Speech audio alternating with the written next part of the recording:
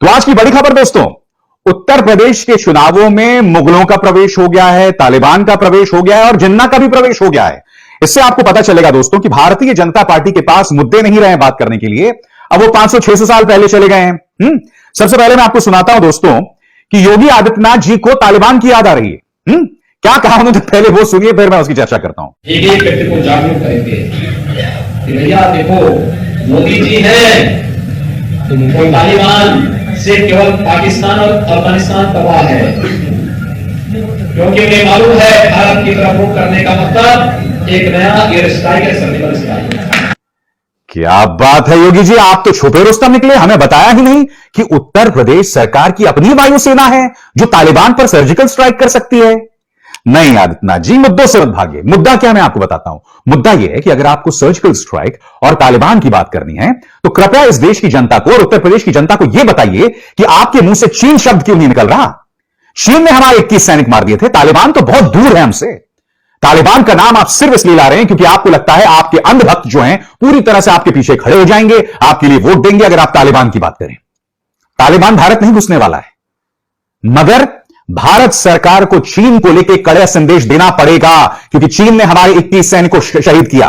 प्रधानमंत्री नरेंद्र मोदी से आज तक उनके मुंह से चीन शब्द नहीं निकला है। आप हिम्मत क्यों नहीं करते हैं चीन शब्द का नाम लेने की। और यही नहीं दोस्तों, बाकायदा मोहम्मद गजनवी, मोहम्मद गौरी का नाम लिया जा रहा है।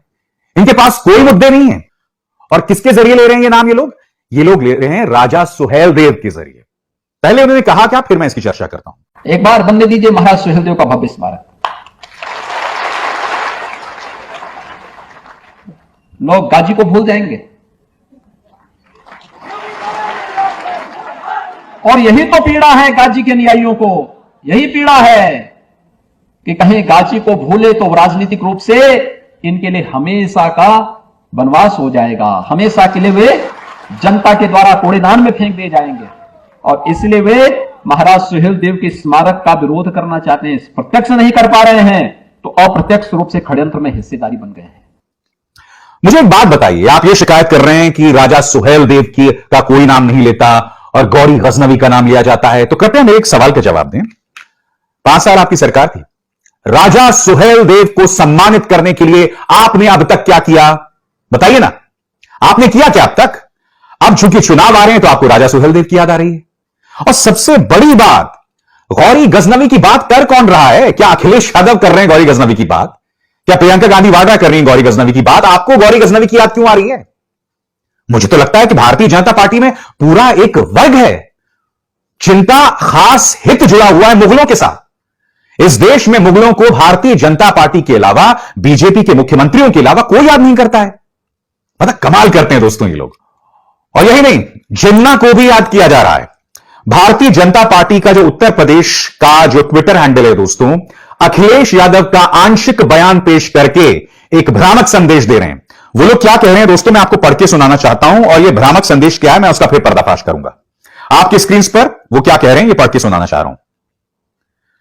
अखिलेश यादव मानते हैं कि जिन्ना ने देश को आजादी दिलाई, जबकि सच यह है कि जिन्ना ने देश छोड़कर पाकिस्तान बनाया। क्या अखिलेश यादव देश के टुकड़े करने वालों के साथ हैं? सरदार पटेल की जयंती पर जिन्ना से प्रेम क्यों पूछ रहा है उत्तर प्रदेश? माफी मांगे अखिलेश यादव। पहली बात दोस्तों, इसके अंदर जो इन्होंने बयान पेश किया अखिलेश यादव का, काट कर पेश किया है। मैं आपको बताता हूं अखिलेश यादव ने क्या कहा। अखिलेश यादव ने कहा, सरदार वल्लभ भाई पटेल, गांधी, नेहरू और जिन्ना, इन लोगों ने बैरिस्ट्री पढ़ी और देश को आजादी दिलाई। अब मैं आपको 2 चीजें कहना चाहता हूं। पहली बात, जब देश आजाद हुआ था उससे पहले चाहे महात्मा गांधी हो, जिन्ना हो, नेहरू हो, सरदार पटेल हो, ये सब भारत का हिस्सा थे। अगर आप मुझसे पूछें तो अखिलेश यादव को कायदे से जिन्ना का नाम नहीं लेना चाहिए था। मगर मैं कुछ और कह रहा हूं। भारतीय जनता पार्टी को अपने पूर्वजों की बात करनी पड़ेगी। क्या आप जानते हैं, जब भारत छोड़ो आंदोलन हुआ था तो 2 संगठनों ने भारत छोड़ो आंदोलन का हिस्सा वो नहीं हुए थे। कौन से 2 संगठन थे? मुस्लिम लीग जो पाकिस्तान चली गई और आरएसएस। अब इस चेहरे को देखिए, श्यामा प्रसाद मुखर्जी उस वक्त बंगाल सरकार में मंत्री थे। अंग्रेजों को बाकायदा खत लिखकर कहा था कि हम भारत छोड़ो आंदोलन में हिस्सा नहीं लेंगे, हम आपको यह वादा करते हैं। पहले तो बीजेपी के नेता मेरे सवाल का जवाब दें कि आजादी से पहले तो आरएसएस जिन्ना के साथ खड़ी थी। जिन्ना जो करते थे वैसे आप बात करते थे। मुझे बताएं योगी आदित्यनाथ कि आरएसएस ने भारत छोड़ो आंदोलन में भाग क्यों नहीं लिया, नंबर 1। नंबर 2, श्यामा प्रसाद मुखर्जी ने अंग्रेजों को खत क्यों लिखा था कि हम भारत छोड़ो आंदोलन में हिस्सा नहीं ले रहे हैं। नंबर 3, सावरकर जिन्हें ये लोग वीर कहते हैं, उस सावरकर ने अंग्रेजों से माफी क्यों मांगी थी, क्यों कहा था कि मैं आपका वफादार पुत्र हूं और आप जो मुझे आदेश देंगे मैं वही करूंगा, क्यों? क्योंकि भगत सिंह ने तो माफी नहीं मांगी थी, सावरकर ने माफी मांगी थी। मैं यही तो जानना चाहता हूं कि आज की तारीख में आप लोग जिन्ना की बात कर रहे हैं, मुगलों की बात कर रहे हैं, गौरी गजनवी की बात कर रहे हैं, तालिबान जिसका उत्तर प्रदेश से कोई लेना देना नहीं है उसकी बात कर रहे हैं, क्यों?